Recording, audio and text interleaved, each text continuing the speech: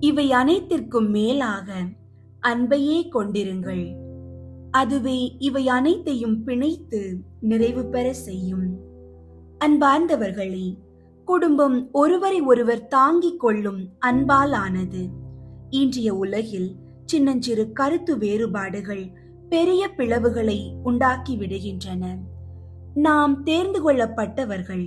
எனவே நம் குடும்பங்களில் கோபத்திற்கும் வெறுப்பிற்கும் இடமளிக்காமல் பரிவு, இரக்கம், பொறுமை போன்ற பண்புகளை ஆடையாக அணிந்து கொள்ள வேண்டும்.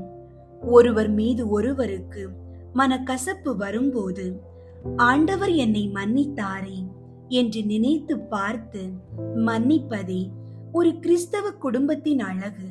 அன்புதான் குடும்பத்தின் ஒவ்வொரு உறுப்பினரையும் சிதறவிடாமல் ஒன்றாக பிணைத்து வைக்கிறது. ஜெபிப்போம்.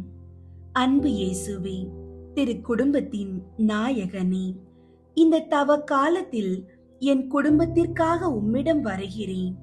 நீர் எங்களை மன்னித்தது போல நாங்களும் எங்கள் குடும்ப உறுப்பினர்களின் குறைகளை பொறுத்து கொள்ளவும் கனிவோடு மன்னிக்கவும் எங்களுக்கு அருள் தாரும். ஆண்டவரே, எங்கள் இல்லத்தில் இருக்கும் சண்டைகள், பிடிவாதங்கள் மற்றும் புரிதலற்ற நிலைகளை அகற்றிவிடும். ஒருவரை ஒருவர் காயப்படுத்தாத கனிவான சொற்களையும் ஒருவருக்கொருவர் துணையாக இருக்கும் நல்லெண்ணத்தையும் எங்களுக்கு தாரும். எங்கள் குடும்பம் உலக போக்கின்படி இயங்காமல் உமது அன்பின் அடிப்படையில் இயங்க செய்யும்.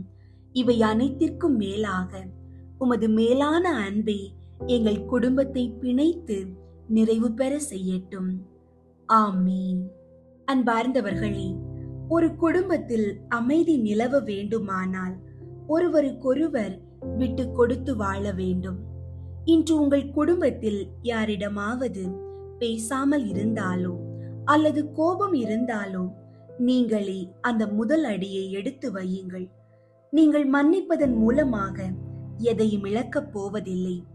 மாறாக உங்கள் இல்லத்தில் இறைவனின் அமைதியை கொண்டு வருகிறீர்கள். அன்பு இருக்கும் இடத்தில்தான் ஆசீர்வாதம் இருக்கும்.